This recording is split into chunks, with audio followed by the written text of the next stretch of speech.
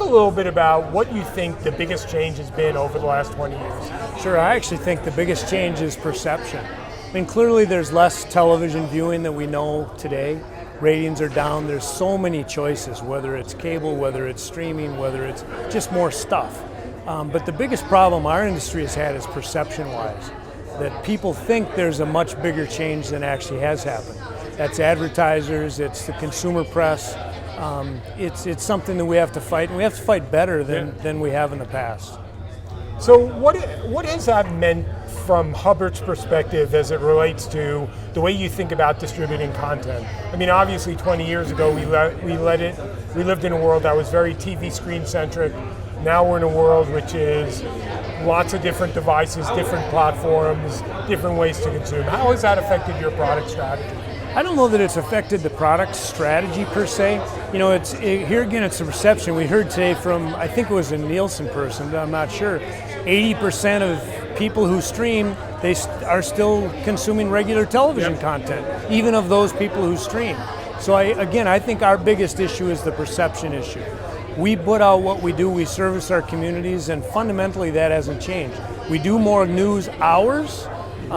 We still reach about the same number of people, we just spread it out longer over the course of a day. Got it. So, big announcement, a lot of talk about this idea of moving from cost per rating point to cost per thousand, impressions-based transactions.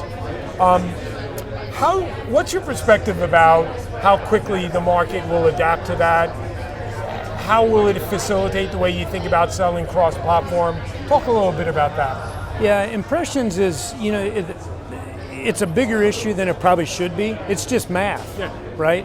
And we've talked in a shorthand about ratings, and that's the way we've trained advertisers, or they've trained us. I don't know historically where it started, but it was real easy when it was one system. And when you talked about a marketplace, whether it was TV or radio, the market was the same, the universe was the same, so ratings worked. Truthfully, we should have probably made this transition a long time ago, because the cable universe, the universe isn't the same anymore. The streaming universe, the universe isn't the same anymore. So once we transitioned to some of our competitors selling on a different universe, and some of them did it really in a way that wasn't honest, saying they've got a 3 rating, but in a really smaller universe, confusing people about how many people were actually watching. That's what impression does. It eliminates the universe difference, but it doesn't eliminate the difference between the value of an impression, right? A good spot's a good spot. A radio spot, the same as a TV spot, same as a billboard, same as a 2-second ad. And digital still has an advantage in that the rules allow them to have a much shorter duration, much shorter impact, and it's still an impression. So we need to figure out a way to address that. And that's going to be the hard part. The impressions versus ratings, that's just math. Got it. So think about the next 5 years. What is it that you see on the horizon that makes you feel really good about Hubbard's position in local broadcasting? Yeah, we think that that local broadcast is strong.